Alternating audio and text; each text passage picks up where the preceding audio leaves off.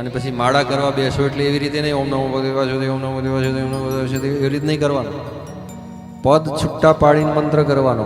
ઓમ નમો ભગવતે વાસુદેવાય. આ તમે ઓમ બોલશો ને એટલે તમારો નાભી ચક્ર સુધી આખું અસર થશે. પણ તમે માળા કરો કે ફળ મળતું નથી, ક્યાંય મળે. મંત્ર તમે પૂરો જે છે નાભી સુધી જવા જ ના દો તો ફળ કેવી રીતે મળે? નમઃ શિવાયની માળા કરતા હોય તો એ ઓમ નમઃ શિવાય ઓમ નમઃ શિવાય ઓમ નમઃ શિવાય કરીને માળા કરો તો કઈ ફળ મળે? ઓમ નમઃ શિવાય આવી રીતે માળા કરો, કેટલો ટાઈમ જાય એમાં માળામાં? એક માળામાં જુઓ તમે. એટલે મંત્ર જે છે એની શક્તિ છે, અને મંત્રની શક્તિ અને મંત્રની ઉર્જા તમને ત્યારે જ પ્રાપ્ત થાય જે એના નિયમ પ્રમાણે તમે મંત્ર કરો, એનું પદ છૂટું પાડી અને તમે મંત્ર કરો.